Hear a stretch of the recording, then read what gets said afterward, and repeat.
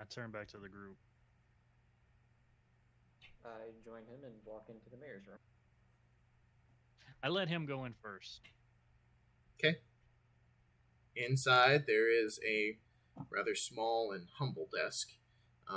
Despite the appearance that the large doors gave, it's rather actually a very small and homey office. There are three glass windows behind where the mayor sits, and he sits rather just kind of taking in a certain scroll in his hand. He doesn't notice you What as you enter. what race is the mayor? He's human. What human mayor? He's human. Everyone's human in this town. I walk up to the mayor and say, "Greetings. I'm rather new to this establishment, and I'm looking for some help." He doesn't seem to hear you for a moment, and then all of a sudden he kind of snaps out of it and shakes his head and goes, "Huh? Oh, well, hello there, Sonny. You were looking for some help? What may I help you with?" Can I Um, insight check what he was just dealing with, or can I check and see if maybe he was just coming out of a spell or something? Yeah, check Arcana. Roll an Arcana check for me. Oh shit.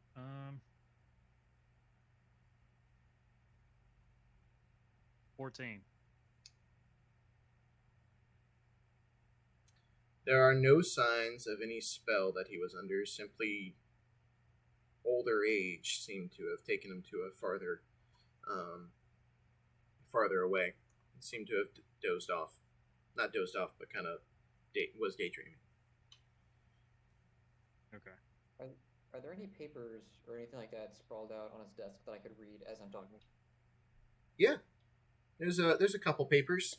Um, Most of them have just simple city business. A couple of them mention some fire damage to a couple of the towns, and it specifies in these reports that it was the doings of goblins.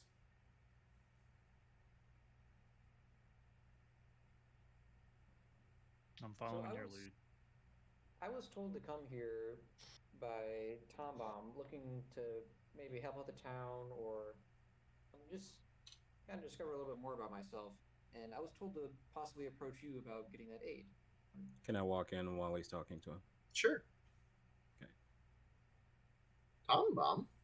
Oh yes, Tom Bomb from Meadhaven. I remember him. Good chap. Very good chap. Makes the best ale I've ever had in my life. He Mom, all seems this is to while they're he. all talking. Go ahead. Mhm. Go ahead. My bad. Go ahead. No, he seems to wander off in his own statement, and he looks up and just kind of remembers something, and then he snaps back to and says, "I'm sorry. What was the question? The original question, Friendler? I apologize. You were asking to help, or Um, to maybe help him out, or if there's anything in the town that needs oh, extra help, like taking care of the fire damage. anything in the town? Taking care of the fire damage. Oh yes, the fire damage. That is out on the old Rourke's farm. Well, I'll tell you what. Those people, they just kind of they're all deceased, actually. I'm afraid you cannot help them with their fire damage. The goblins got to them a couple days ago. But I'll tell you what, they have a cousin that often stays at the inn across the street. The rather bigger one that's usually for travelers such as yourself. You can certainly see if he needs help. His name is Riley. I turn around and immediately look at Riley. What the fuck? Um, His name is I'd like Riley to or investigate. Rayleigh? His name is Riley. Your name is Riley. Yeah. Sorry, Finner. Go ahead. I'd like to roll an investigation check on the papers to see if there's any other information I might be able to gather from. Very well. Go ahead. I rolled a 3.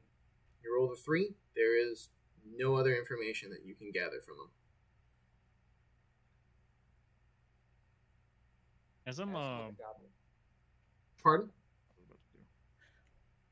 ask about the goblins to see if there were how many goblins were there in these attacks or these raids. Goblins? Goblins. We were just talking about goblins, weren't we? Oh yes, how many goblins raided the Rourke's farm? Well, weren't much. Probably about 3 or 4. But they got away rather quickly and ran into the, He pauses for a moment. Brief horror. Look of horror crosses his face. The forest. I shouldn't go in there if I were you. Evil things. So I've read notes and I've heard mumblings about this forest. What makes this forest so dangerous? It's just me. Well, the mayor seems to think for a moment before confessing to you. Well, back when Artra was just founding in its first years, the villagers used to have a cemetery up there in the forest, and every time they lost somebody, they would plant a tree, a rather large pine tree. And so it was that the forest rather became a haunted forest. It is said that their ghosts and their shades often wander the trees at night. I shouldn't go in there if I were you. Okay. Thank you for your time. I relay whatever information you said to the rest of the. Okay. So, you all have the information. We're supposed to be going into this forest, I guess, for the goblins. Is that what he's? Are we? Well, we can that's either- where he said the goblins went. We can Kinda- either go and chase down these goblins, or we can go to the inn next door and ask Riley about the encounter that happened, and go from. I would put the vote out that we at least learn all we can before we go into a forest that nobody comes back from.